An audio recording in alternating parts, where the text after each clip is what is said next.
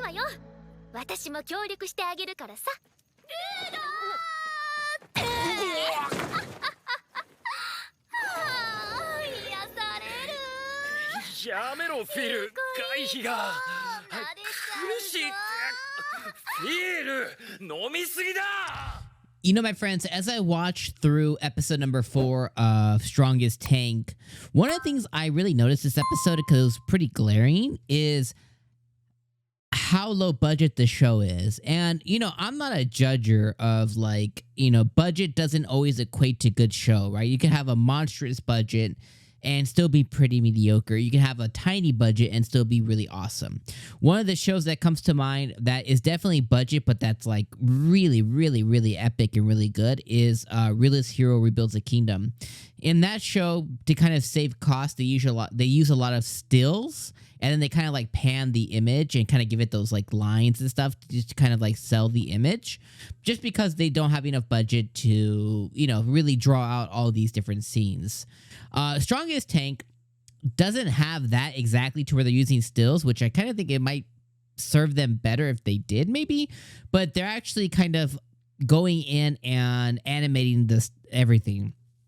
And during the fight that they had this episode between the gorillas, the chameleon gorillas, which is a really cool concept, by the way, a chameleon gorilla, it was just, the fights were just so, it was so bad. Like, it was just like so lifeless and so bad. And like, even when they stabbed the gorilla, there was no blood. They cut a gorilla's arm off, and then it just looked like, you know, like when you have like that big chunk of meat with the bone, it just looked like a clean cut.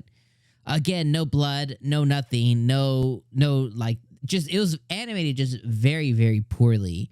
And it really kind of like, I don't really get taken out when it comes to fights very often, but it kind of took me out a little bit of it, because I was like, oh, they're trying to sell us, you know, they're trying to show us this really cool little battle that happened with Rudd showing off his powers, and with Nin showing off her powers, and Luna showing off her powers. But it didn't happen that way. Like, it was just a really, really bad fight. So like, everything that they showed us was like so subpar mediocre that it like made the episode worse. So I really think the anime is plagued a little bit about like just really rough around the edges when it comes to like these battles that it's kind of depicting to us, because like they're really bad. Again, I don't think the fight's bad necessarily. Like, you know, Rudd fighting a chameleon gorilla, fighting 3 chameleon gorillas. Like, the concept and the actual fight, like, it seems like it's a like good idea to do. Just the way that it was animated, it was just so poorly done that it like really soured the show. And I was like, oh, this was kind of poo-poo a little bit.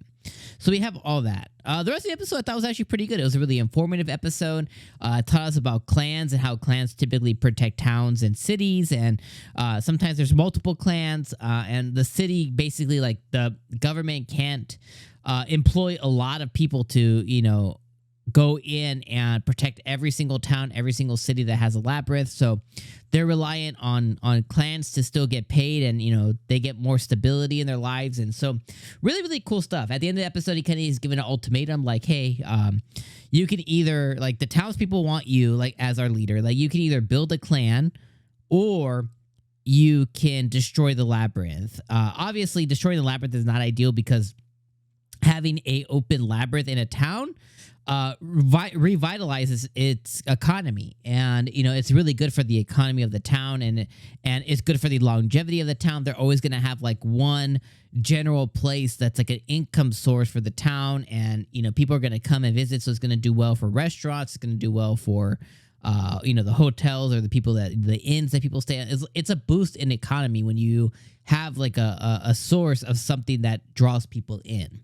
So they basically give him that ultimatum. At the end of the episode, you know, he's like, oh, well, I can't really go because Manasia and her illness, and if I can't go to other labyrinths, I can never cure it. And long story short, they come to find that Nin or whatever, and Luna have taken on the task of like, okay, as you need to leave, we'll stay, and like we'll run the clan in your stead, kind of thing. So again, that tells us that maybe some of the, like, those 2 blue hair girls will probably come back into the town, into the mix as well too. And who else is going to join his little harem of different girls and stuff? And like, interesting stuff that this episode set up. And Manasia herself pushed through her illness this episode to really say, like, yo, brother, you gotta do it.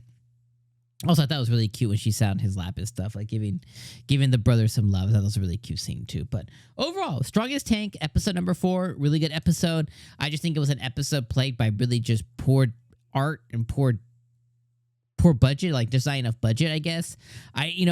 The way that the art is done, like, it's not bad by any means. So I just think, like, if the artist had more time and probably more money and more resources, they probably could have made a better scene. But the scene that they put on notice or on picture or on an animation just wasn't very good. So anyways, those are my thoughts. Strongest Tank episode 4, good episode. I liked it better than episode number 2. So I'll see you guys next week. Peace.